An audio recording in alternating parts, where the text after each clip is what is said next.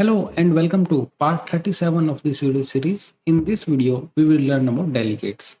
Delegates is one of the most complicated concept in C Sharp, but don't worry, in this video series, we will learn about delegates in very details.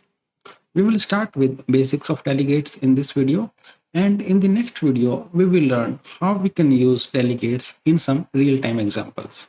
So let's start this video and understand the basic concepts around delegates.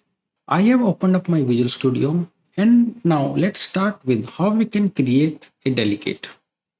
To create a delegate, we need to use the delegate keyword. So we'll start with the access modifier, public. We will use the delegate keyword, delegate. Now we need to specify the return type of the delegate. And now give this delegate a name. For the demo purpose, I am giving it hello message. And this will take one parameter of string type. That's it. So this is how you can create a delegate. If you notice here, a delegate looks like a method signature because this will have a return type, and in this we can mention the parameters that the delegate will expect. Let's go back to slides now. The definition of delegates is that delegate is a type safe function pointer because it holds a reference to a function. So basically delegate will point to a method. We will understand this in a bit. The signature of the delegate must match the signature of the function the delegate points to. So whatever function that delegates will point, the signature should be same in delegate and the function. Otherwise, we will get the compilation error. I will show you in the Visual Studio in some time. This is the reason delegates are called as type safe function pointer. So let's go back to Visual Studio. Now let's create a method that will have the similar signature as our delegate. Public.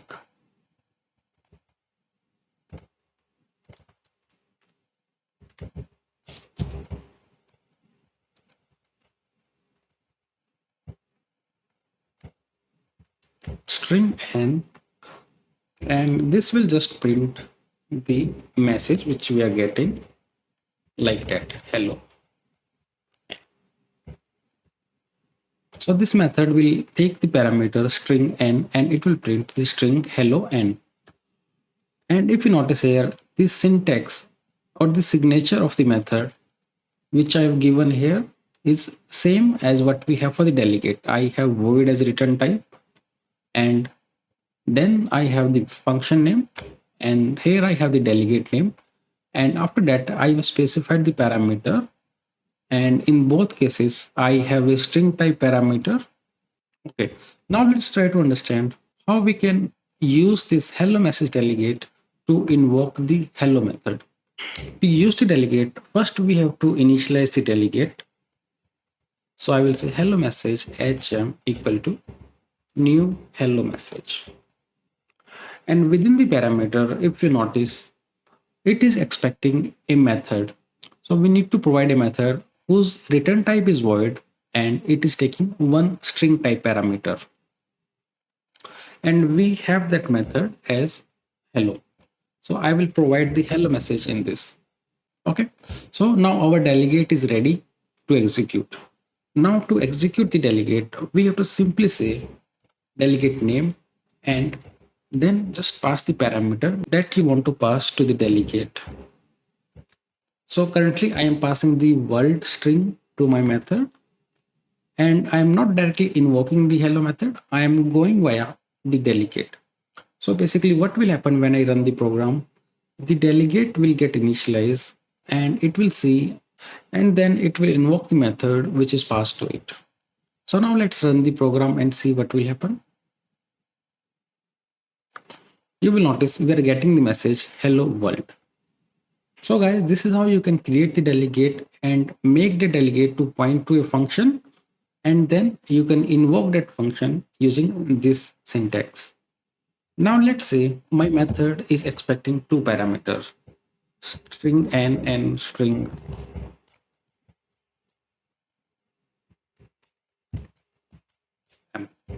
So now I have two parameters, string n and m. And if you notice here, we are already getting the compilation error. Let's read the message. It says no overload for hello matches the delegate hello message. So basically we have to match the signature of method with the signature of delegate. Else we want to be able to invoke the method. Let's go back to slides now. So we have seen why the delegates are called type safe. A delegate is similar to a class. You can create an instance of it, and when you do so, you pass in the function name as the parameter. We have seen in the Visual Studio, we have passed down the hello method in our delegate. And it is to this function the delegate will point to. So whatever function we are adding to the delegate constructor, basically that function the delegate will point. And one more thing to notice here, we have to match the return type also. Not only the parameters, we have to make sure the return type of method and delegates are same. So for now, let's remove this parameter. Now the compilation error is gone, but now let's change the return type from void to string.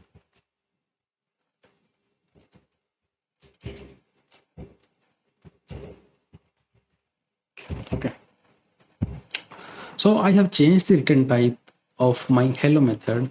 Now, if you notice, we are again getting the compilation error. Let's read the error message. String demo hello, meaning the hello method has the wrong return type. So guys, we have to match the return type as well as the parameter of delegate and the method. So this is the syntax that we need to use when initializing the delegate. First, we have to use the delegate name.